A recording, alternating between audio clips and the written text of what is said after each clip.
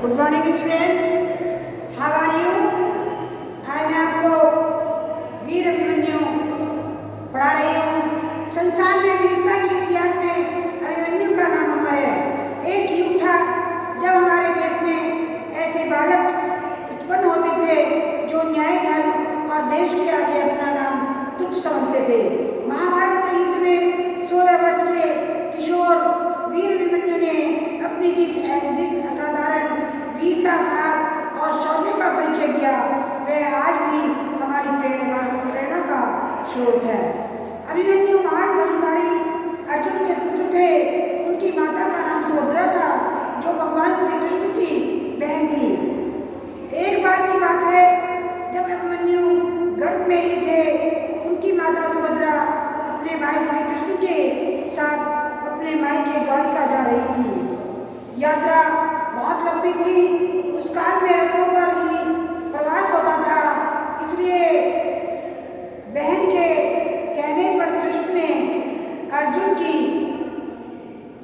वीरता, अनेक शस्त्रों के चलाने की विधि, युद्ध कला की बारीकियां और चक्रव्यूह में प्रवेश करने की विधि का विस्तार से वर्णन किया था। इसका प्रभाव अभिमन्यु के जीवन पर पड़ा। धृतराष्ट्र पांडव के ज्येष्ठ पिताश्री थे। उनके 100 पुत्र थे।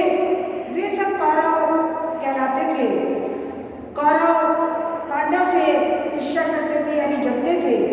वे चाहते थे कि पांडव से उनका राज्य छीन लिया जाए, उन्हें दर का भिखारी बना दिया जाए।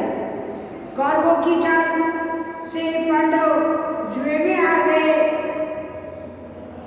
और शर्त के अनुसार पांडव को 12 वर्ष का वनवास और 1 वर्ष का अज्ञातवास हो गया। अभिमन्यु की शिक्षा द्वारिका में प्रारंभ हुई। अभिमन्यु ने गदा चलाना, व्यूह रचना, तोड़कर अंदर प्रवेश करना, अन्य शस्त्र चलाना आदि सीख लिए। बाद में अभिमन्यु ने पांडव के पास ही वन में रहने का निश्चय किया।